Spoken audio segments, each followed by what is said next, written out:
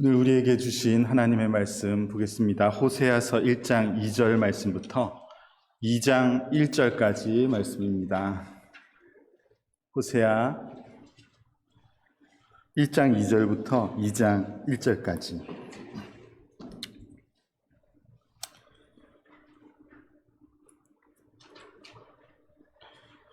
제가 읽겠습니다.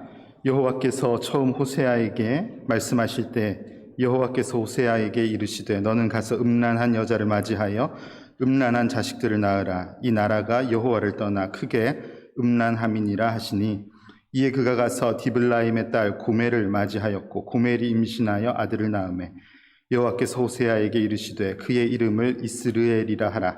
조금 후에 내가 이스라엘의 피를 예후의 집에 갚으며 이스라엘 족속의 나라를 폐할 것임이니라. 그날에 내가 이스라엘 골짜기에서 이스라엘의 활을 꺾으리라 하시니라. 고멜이 또 임신하여 딸을 낳으매 여호와께서 호세아에게 이르시되 그의 이름을 로루하마라 하라. 내가 다시는 이스라엘 족속을 긍휼히 여겨 용서하지 않을 것임이니라. 그러나 내가 유다 족속을 긍휼히 여겨 그들의 하나님 여호와로 구원하겠고 활과 칼이나 전쟁이나 말과 마병으로 구원하지 아니하리라 하시니라. 고멜이 로루하마를 젖된 후에 또 임신하여 아들을 낳으매 여호와께서 이르시되 그의 이름을 로암미라 하라. 너희는 내 백성이 아니요 나는 너희 하나님이 되지 아니할 것임이니라. 10절부터는 우리 같이 읽겠습니다. 그러나 이스라엘 자손의 수가 바닷가의 모래에 같이 되어서 헤아릴 수도 없고 셀 수도 없을 것이며, 전에 그들에게 이르기를 너희는 내 백성이 아니라 한 그곳에서 그들의 이르기를 너희는 살아계신 하나님의 아들들이라 할 것이라. 이에 유다 자손과 이스라엘 자손이 함께 모여 한 우두머리를 세우고 그 땅으로부터 올라오리니 이스라엘의 날이 클 것이미로다. 너희 형제에게는 암미라 하고 너희 자매에게는 루하마라 하라. 아멘. 사순절 셋째 주일입니다. 늘 예수님의 삶을 기억하며 우리가 예수님 중심의 삶을 늘 살아가는 것이 그리스도인의 삶의 모습인 것을 알지만, 특별히 이 사순절 기간에는 더 예수님이 어떤 삶을 사셨는지, 이 땅에 왜 오셨는지 그런 것들을 조금 더 집중하여 묵상하기를 애쓰고 내 삶을 통해서 예수님을 드러내기를 애쓰는 그런 시간이 다 되어야지 되겠습니다. 여러분, 예수님을 우리가 믿는데요, 예수님은 누구라고 표현할 수 있을까요? 여러 방식으로 표현할 수가 있겠는데 예수님은 우리의 구원을 이루신 분이십니다 라고 대답할 수가 있겠습니다. 여러분, 우리의 구원, 성경에 나오는 우리의 구원을 많은 이들이 연구하고 표현하고 설명하면서 그렇게 신학이라는 것을 세워나가고 그것을 가르치고 배우고 그렇게 해 나오고 있는데, 특별히 우리가 잘 아는 위대한 신학자이며 또 종교개혁자인 존 칼빈은 그가 쓴 기독교 강요에서 하나님의 존재, 하나님이 누구신지, 그리고 하나님께서 그 하나님의 백성들을 구원하시기 위해서 무엇을 어떻게 하셨는지에 대해서 설명할 때 그리스도의 새 직분이라는 개념을 가지고 설명을 해 주었습니다.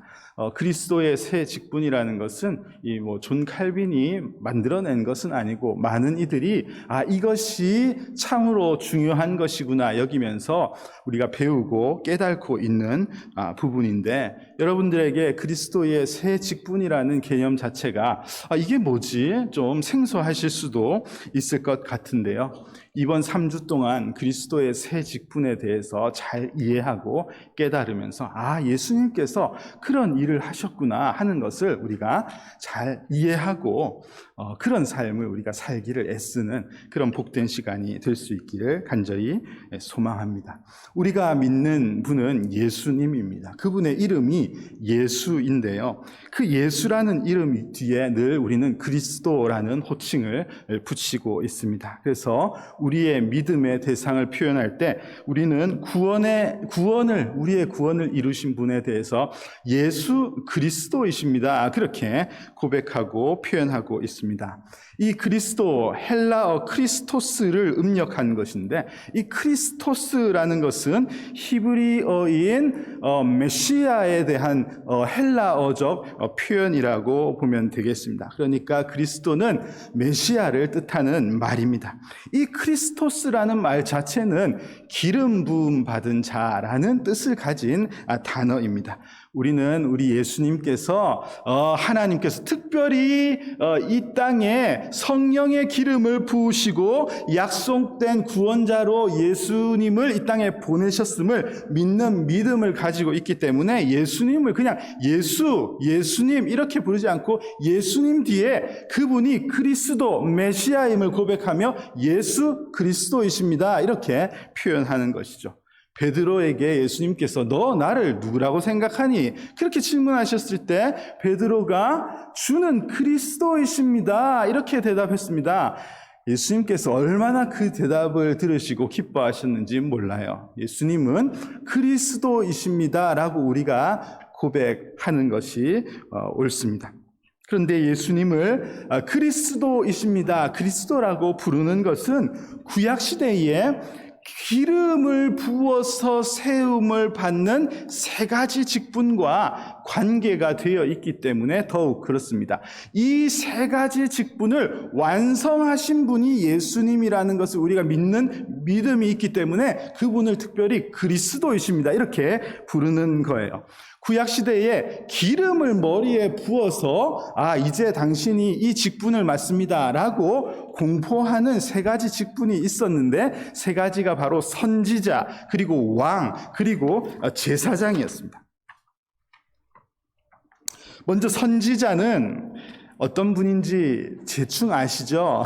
구약에 선지자들이 많이 나오고 있는데요. 선지자는 하나님의 뜻을 전달하는 일에 기름 부음을 받은 자들이 선지자들이었습니다. 이들의 역할은 오실 메시아에 관해서 말하는 것이죠. 하나님의 뜻을 듣고 그것을 전하는 것, 이것이 선지자가 했던 일입니다. 그런데 예수님께서 이 땅에 오심으로써 사실 예수님이 오셨기 때문에 더 이상 선지자의 역할은 필요하지가 않습니다. 예수님이 그들이 계속해서 선포했던 오실 메시아의 완성이시기 때문에 더 이상 선지자가 왜 필요하겠습니까? 예수님이 완성되신 선지자이기 때문에 그렇습니다. 그래서 히브리서 오늘 말씀에 나온 히브리서 1장에 보면은 옛적에는 선지자를 통해서 하나님께서 그 뜻을 전하셨는데 이제는 마지막 때에는 아들을 통해서 말씀을 증거하신다. 하나님의 뜻을 드러내신다. 그렇게 히브리서 1장 1절과 2절 말씀에서 표현하고 있습니다. 예수님이 오신 이후에는 예수님께서 직접 하나님의 뜻을 그대로 가르치시고 말씀하시고 선포하시지 않았습니까? 두 번째 직은 하나님 나라 이스라엘을 통치하는 대리자로서 왕을 세우셨는데 그 왕을 세울 때 머리에 기름을 붓고 세웠습니다. 그렇게 세워진 이스라엘의 왕, 그들이 이스라엘을 계속해서 다스려 왔는데 사실 우리 구약 성경에 이스라엘 왕의 역사를 쭉 살펴보면은 하나님께서 기뻐하신 왕들이 그렇게 많지 않습니다. 인간 왕의 그 부족한 모습들이 계속해서 많이 드러났던 것이죠. 불완전한 왕이었다고 말할 수가 있겠습니다. 사람들은 메시아로서의 왕, 그래서 우리의 나라를 구해줄 왕, 모든 이 무력들을 다 엎어버리시고 우리 이스라엘을 완성시키실 그 강력한 왕을 기다리면서 살았습니다. 그러나 그런 왕은 이 땅에 없었습니다. 그런 왕이 세워지지 않았습니다. 그러나 우리 하나님은 혈통적인 이스라엘을 세우신 것이 아니라 우주적인 이스라엘을 다스리시고 우주적인 이스라엘을 세우시기 위하여서 참된 왕을 보내셨는데 그분이 바로 예수님이심을 우리가 고백하는 것입니다. 그분이 바로 기름 부음을 받으신 왕 그리스도 예수님입니다. 빌립보서 2장 말씀을 보면은 하나님께서 아들 예수님을 세상에 보내시고 모든 이 땅의 악한 권세들이 그분 앞에 무릎을 꿇게 하셨다. 이분이 최고의 왕이심을 드러내셨다. 그렇게 고백하고 있습니다. 그 참된 왕 예수님은 지금도 교회를 다스리시고 하나님 나라의 백성을 다스리시고 우리를 통해서 당신의 국가를 지금도 세워가고 있으심을 우리가 잘 기억하며 예수님이 진짜 완성된 왕이시구나 하는 것을 우리가 기억해야지 되겠습니다. 마지막으로 구약시대의 제사장이 기름 부음을 받아 세워졌습니다. 하나님 앞에 죄인들이 설 수 없었기 때문에 제사장이 이 죄 사함을 이루는 그 역할을, 대리자 역할을 구약시대에는 했던 것이죠. 제사장은 매년 이 이스라엘 백성들이, 유대인들이 가지고 오는 이 제물들을 대신 잡아서 고기를 태우고 피를 뿌리는 이런 일들을 하면서 죄 사함을 선포했던 일을 그가 담당했습니다. 그런데 이 제사는 한계가 있는 제사였어요. 이 제사의 유효기간은 1년입니다. 1년. 1년 후에는 또 양을 가져가고 또 비둘기를 가져가고 막 돈을 마련해가지고 깨끗한 제물 뭐 없나 이래가지고 또 갖다 바쳐야지 1년 동안 마음 편하게 사는 그런 일들이 그들에게 있었는데요. 그런데 성령의 기름 부음을 받으신 그리스도 예수님, 영원한 제사장인 예수님께서 우리에게 오신 것이죠. 시편 110편을 보면은 제사장 멜기세덱의 반차를 쫓아 영원한 왕께서, 제사장께서 이 땅에 오셨다, 그렇게 설명하고 있습니다. 예언한 찬양이 거기에 기록되어 있는 것이죠. 우리를 위해서 완전하신 제사, 더 이상 또 제사를 드려야 할 필요가 없으신 완전한 제사를 드리신 분이 우리 예수님이시기 때문에 우리 예수님은 완전한 제사장이 되시는 것입니다. 구약시대에 이렇게 기름 부음을 받아 세움받았던 선지자, 왕, 제사장, 이 직책은 오실 메시아, 그분을 통해서 드러내실 참 선지자, 참 왕, 참 제사장을 비추어주는 역할을 했던 이들이었다고 말할 수 있겠고, 약속하신 대로 분명히 그분들을 통하여서 드러내신 대로 참 크리스토스, 참 기름 부음을 받으신 예수님께서 세상에 오심으로써 이 새 직분을 완성하셨다는 것을 우리가 믿는 것입니다.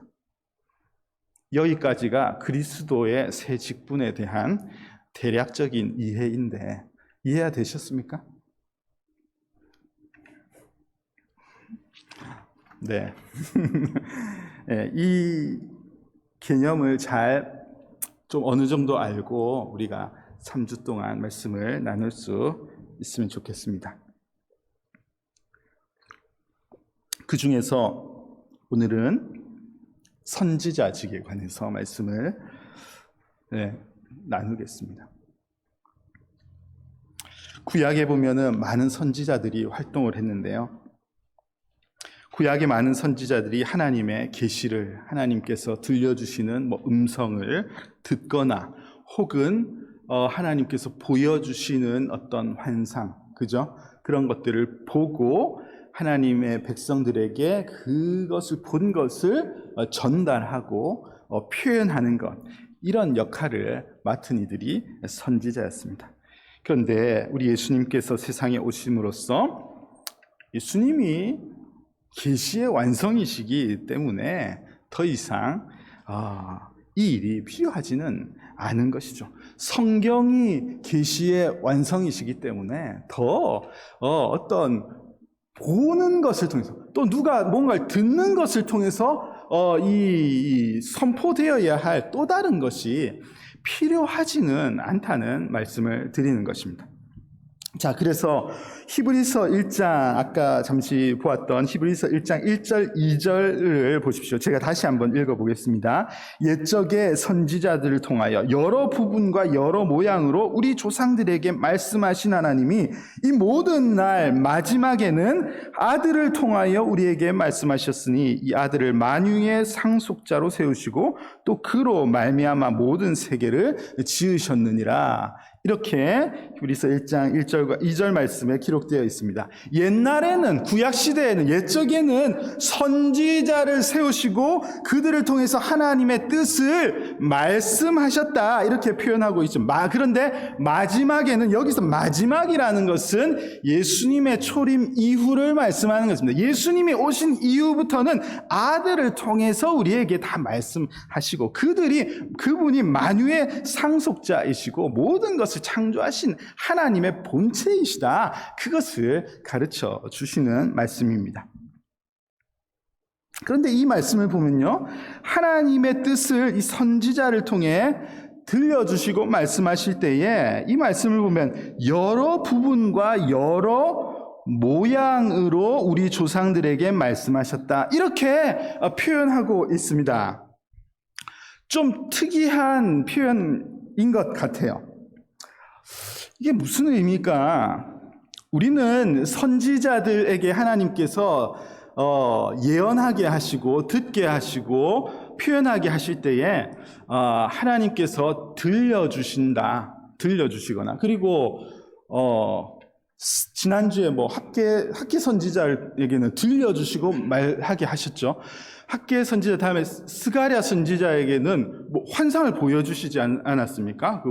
등잔대와 두 감람나무를 보여주시면서 그 의미를 알려주시고, 그런 식으로도 분명하게 뜻을 하나님께서 전달하셨다는 것을 우리가 알고 있는데, 여기서 여러 부분과 여러 모양으로 우리에게 말씀하셨다는 표현에 대해서 저는 어떤 소리를 듣거나 환상을 보게 하신 것 외에도 하나님께서 뜻을 전하시는 방식이 있으셨다, 저는 그렇게 믿고 있습니다. 오히려 오늘 이 말씀을 준비하면서 제가 생각했던 것은, 말씀을 귀로 듣고 환상을 통해서 보는 것보다 선지자가 다른 방식, 여기서 말하는 여러 부분과 여러 모양으로 드러내시는 하나님의 뜻을 가르치고 보여주는 삶이라는 것이, 이게 진짜 큰 사명이었구나. 그냥 듣고 말하는 건 누가 못합니까?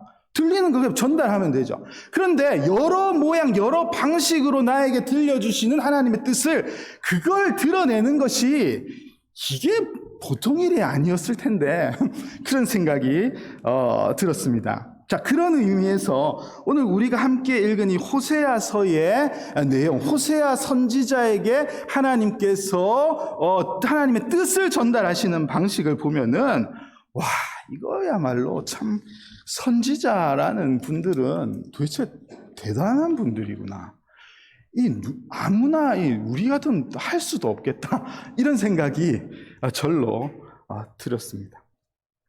자, 오늘 본문을 보니까 하나님께서 호세아 선지자에게 하나님의 뜻을 이렇게 전달하셨는데, 어떤 명령을, 어떤 요청을, 어떤 것을 하라고 하셨냐면 결혼을 하라고. 호세아 선지자, 이때 총각이었나 봐요. 그래서 결혼해라, 이렇게 명하십니다.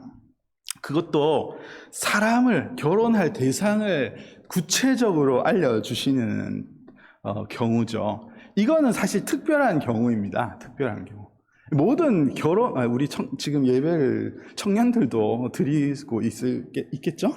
있을 텐데, 결혼을 하나님께서 이렇게 점지해 주시는 경우는, 이거는 굉장히 특별한 경우라고 저는 분명히 믿습니다.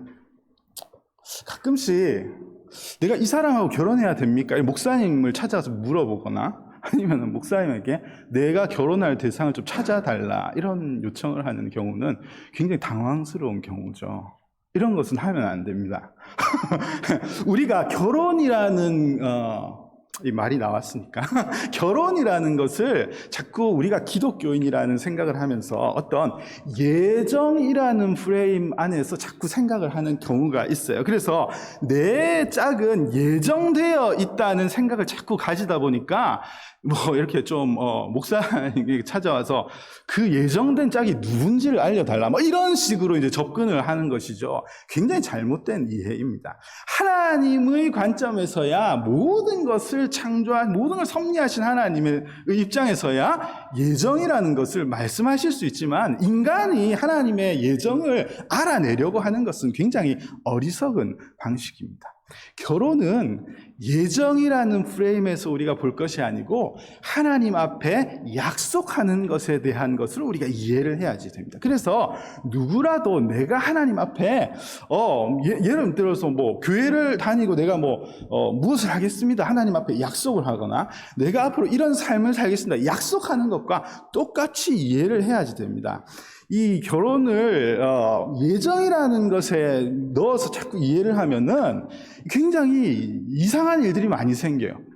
분명히 예정하신 남편하고 아내하고 결혼했는데 왜 이렇게 안 행복한가?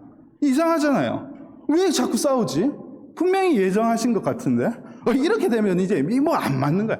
그래서 이제 나중에는 예정을 내가 잘못 이해했나 보다 이러면서 가정을 깨버리는 거예요. 그리스도인들이 가정 깨면 안 되는데 자꾸 그렇게 이해하면서 그때 그 목사님이 잘못 이해했나 보다 이러면서 가정을 그냥 깨버리는 이런 이제 어리석은 생각을 할 수가 있는데, 결혼은 그런 것이 아닙니다.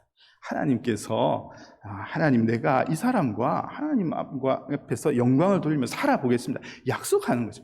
그래서 계속 싸움이 나도 견디면서 하나님 앞에 약속했으니까 내가 다시 마음을 가지고 잘 살겠습니다 이렇게 서로를 용서하고 받아들이고 하면서 이 결혼 생활을 하는 것이죠. 제가 패밀리 미니스트리가 전공이라서 이 참 저도 잘 하지는 못하지만 아는 건 좀 있으니까 다음에 기회가 되면은 이런 부분도 다시 나누겠지만, 어쨌든 여기서 이제 호세아 선지자에게는 이 특별한, 그러니까 이 호세아 선지자에게는 그냥 짝을 맞춰주시기 위한 지금 결혼을 시키는 것이 아니라, 이 호세아 선지자에게서는 아까도 말씀드린 것처럼 어떤 하나님의 뜻을 전하시는 방식으로 지금 이 일을 요청하시는 것이고, 호세아 선지자는 이것을 순종하는 입장입니다. 자, 그래서 이렇게 결혼을 하라고 말씀하시는데, 문제는요, 결혼의 대상이 좀 이상해요. 본문 2절을 보면은 여호와께서 호세아에게 이르시되 너는 가서 음란한 여자를 맞이하여 음란한 자식들을 낳으라. 와, 이런 경우가 있습니까? 하나님께서 결혼하라고 하시는데 짝이 좀 이상해도 너무 뻔나간 것 같은데 이게 이상하잖아요.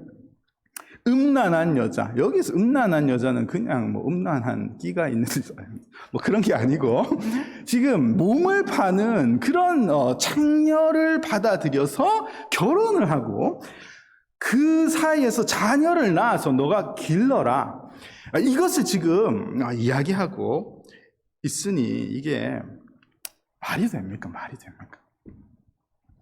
이거 어떻게 받아들여야지 됩니까? 참 이해할 수 없는 하나님의 뜻이 전달되고 있는데, 이 말씀을 보면은 이 명령을 하시면서 왜 이 명령을 하시는지에 대한 어떤 약간의 단서를 이렇게 표현하십니다. 이 나라가, 이 백성들이 여호와를 떠나 크게 음란함이니라, 이렇게 설명을 해 주십니다. 여러분, 성경을 보면 하나님의 백성들이 하나님을 떠나 사는 모습에 대해서 음행하는 것, 음란한 삶을 사는 것이다, 그렇게 표현하고 있습니다. 같은 호세아서 4장 12절을 보면은 내 백성이 나무에게 묻고 그 막대기는 그들에게 고하나니 이는 그들이 음란한 마음에 미혹되어 하나님을 버리고 음행하였음이니라. 이 시대에 이스라엘 백성들의 모습이 이와 같았다는 하나의 단적인 예를 보여주고 있습니다. 하나님께 질문하고 하나님의 뜻을 들으려고 하나님의 응답을 하나님으로부터 받아야지 되는데, 그렇게 하지 않고 지금 어떻게 하고, 죽은 나무에게, 나무 앞에 가서 묻고 막대기가 보여주는 것을 통해서 답을 확인하고 그런 것을 보고 만족해하고 행복해하는 이런 모습이 이때 이스라엘 백성들의 모습이었다는 말이에요. 이 모습을 보면서 음란하게 사는 백성들이다, 이렇게 말씀하고 있습니다. 구약 성경의 많은 부분에서 하나님께서 이 범죄한 이스라엘, 하나님을 떠나 사는 이스라엘에 대해서 행음하는 창녀와 같다고 그렇게 표현하고 있습니다. 그들이 하나님과의 관계를 깨뜨리고 신랑 되신 하나님의 사랑을 버려버렸다는 말입니다. 하나님은 그런 이스라엘의 모습이 있다는 것을 언급하시면서 호세아 선지자에게 음행하는 여인을 아내로 받아들여라, 그렇게 말씀하시고 있습니다. 이 호세아 선지자의 마음이 여러분 어땠겠습니까? 이 내용을 많이 들어보셨을 수도 있겠고요. 이미 다 아시겠지만 우리는 그냥 선지자니까, 선지자라는 직분을 가지고 있기 때문에 이 내용을 보고도 그냥 맨날 하나님의 마음만 자꾸 생각하지 호세아의 입장을 잘 생각 안 해요. 이 호세아 선지자 마음이 어땠겠습니까? 자기도 좋은 처녀를 만나서 결혼하고 싶지 않았겠어요, 이 사람은? 그런데 하나님께서 무슨 이런 요청을 하십니까? 하나님께서 기름 부으시고 세우신 선지자였으니까 그냥 이런 명령도 자동적으로 기계적으로 마음이 착착착 움직이면서 다 순종하는 게 가능했을 것 같습니까? 저는 절대 그랬을 것이라고 보지 않습니다. 성경의 엘리야 선지자도 우리와 같은 성정을 가진 사람이다. 엘리야 선지자건 무슨 선지자건 다 우리랑 똑같다는 말입니다. 우리하고 똑같은 몸을 가졌고 생각을 가졌다는 말이에요. 다 똑같은데 이런 결혼하고 싶겠습니까? 너무 싫을 것 같지 않습니까?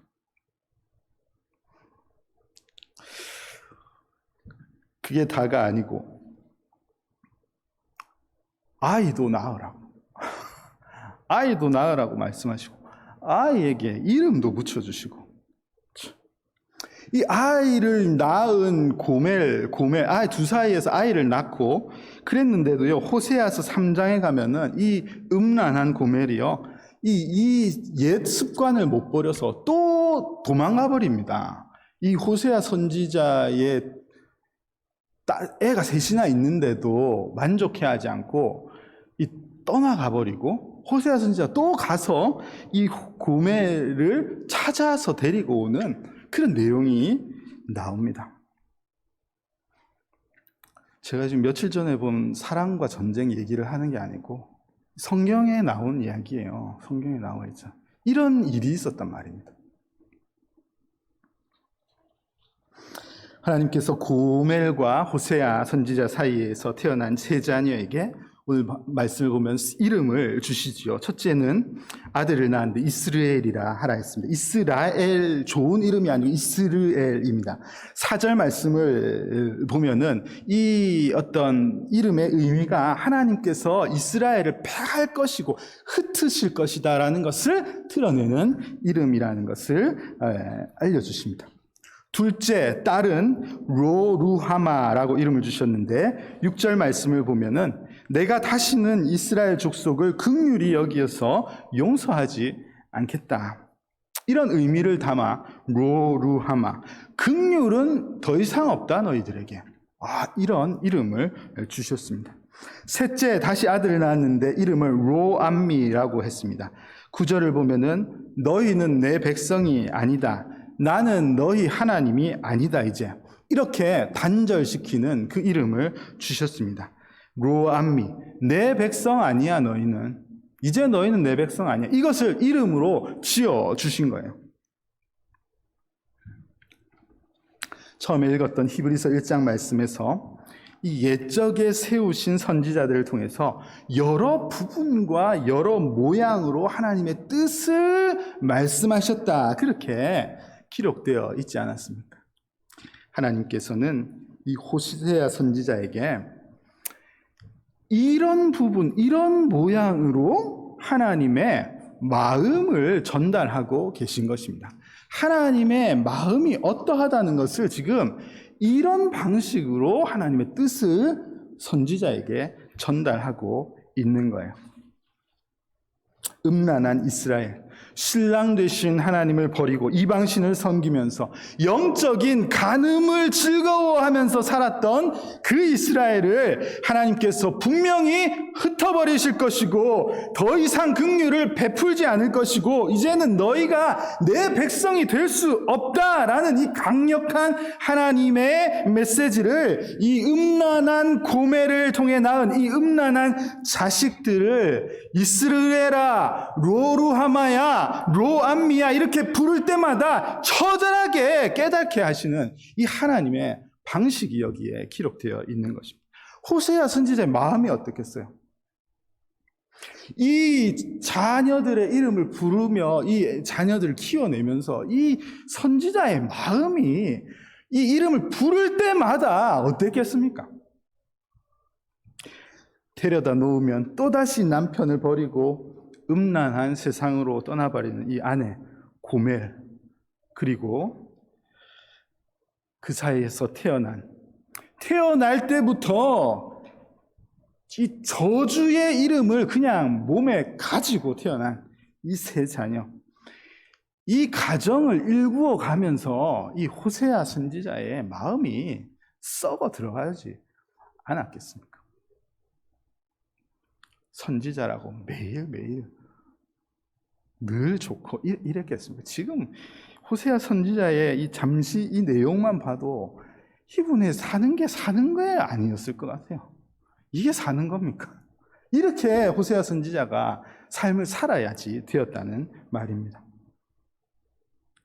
이 호세아 선지자도 호세아 선지자지만 이 스라의 세 자녀는 또 무슨 죄가 있습니까? 안 그런가요? 이 아이들이 뭔 죄가 있나요? 그냥 이들이 태어났는데 태어나면서부터 이름이 이스라엘, 로루하마, 로함미 이런 이름을 가지고 태어났다는 것은 그야말로 비극 중에 비극이고 이런 가정사를 우리가 말씀을 통해서 볼 수가 있는데요. 여러분, 하나님께서 기름 부으시고 세우신 선지자는 무슨 화려한 그런 직책이 아닙니다. 하나님의 뜻을 듣고 예언을 하면 많은 사람들이 구름대같이 몰려들어서 청종하고 무릎 꿇고 더 들려주세요 그랬을 것 같습니까? 절대 그렇지 않습니다. 비판받고 손가락질 당하고 선지자는 그런 일을 담당했던 자들이었습니다.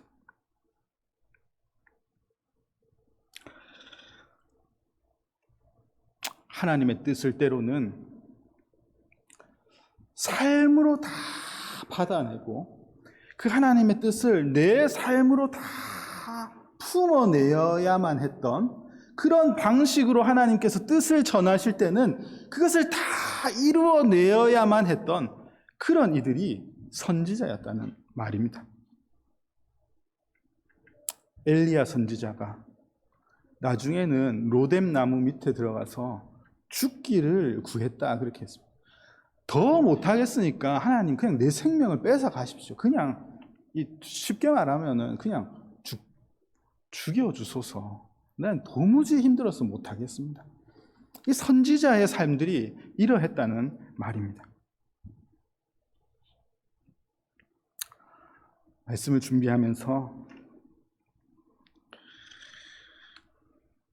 제가 이 시대에 태어나서 목사가 되어 살아가고 있는데 때로는 어떤 이들은 목사는 이 시대의 선지자다, 비교할 수도 없는 이 선지자직과 비교하면서 때로는 어떤 사람은 내가 선지자인데 누가 나를 건드리냐, 이런 말 같지도 않은 소리를 해대는 그런 시대를 살면서 아무리 생각해도 이 시대의 목사는 선지자의 그 조그만 부분도 따라갈 수가 없구나, 그런 생각이 말씀을 준비하는 내내 제게 들었습니다. 함부로 스스로를 이 시대의 선지자다고 말하는 그런 것이 얼마나 큰 교만, 얼마나 잘못된 모습인지를 우리가 잘 알아야지 되겠습니다. 그런데 여러분, 이 선지자들은 사실 이 땅에 오실 아까 처음에 말씀드린 성령의 기름 부음을 받으심으로써 이 땅에 오실 진짜 참된 선지자의 그림자라고 말할 수 있겠습니다. 참된 선지자, 진짜 선지자, 하나님의 뜻을 그대로 완전히 드러내신 선지자는 오직 이 땅에 오신 그리스도 예수님 한 분밖에 없다는 말입니다. 그분의 말씀이 곧 하나님의 말씀이셨으니 예수님이 참된 선지자가 맞습니다. 말씀이 육신으로 오셨다, 성육신하신 우리 주님을 믿기 때문에 그분은 완전하신 하나님의 뜻을 그대로 몸으로 보여주신 확실한 선지자가 맞다는 말입니다.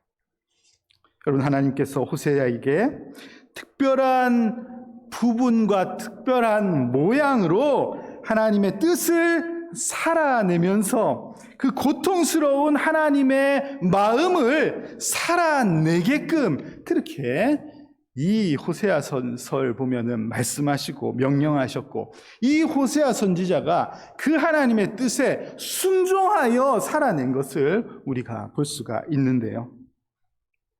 그와 같이 참 선지자이신 예수님께서 이 음란한 고멜보다도 더 음탕한 이 죄악된 세상을 예수님께서 받아들이신 것입니다. 성부 하나님께서 성자 하나님을 세상에 보내시는 것, 그리고 이 세상, 이 추악하고 더러운 음란한 세상을 받아내라고, 살아내라고 이 세상에 인간의 모습으로 성자 예수님을 세상에 보내셨고, 예수님이 성자께서 그 뜻을 순종하신 거예요. 그 뜻을 받아들이신 것입니다.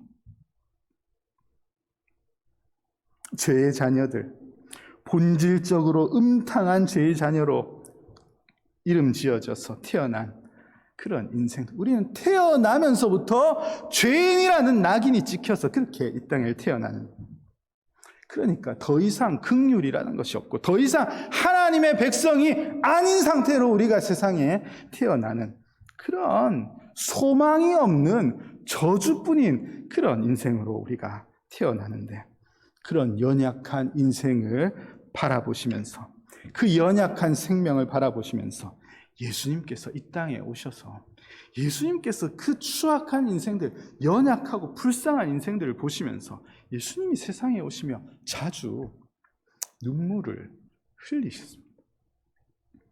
그 눈물은 아버지 하나님의 마음을 그대로 살아내시면서 흘리신 선지자, 참 선지자 예수님의 모습인 것이죠. 기름 부음 받으신 예수님은 고멜과 같은 저와 여러분을 품으신 선지자의 완성이 되십니다. 호세아서 3장 내용을 보면은 이 호세아 선지자가 또 세상으로 또 음탕한 행위를 하기 위해서 떠나 있는 고멜을 찾으러 가서 은 15개와 보리 한 호멜 반을 주고 떠나간 고멜을 다시 집으로 데려오는, 그 말씀을 설명하는 내용이 3장에 기록되어 있는데,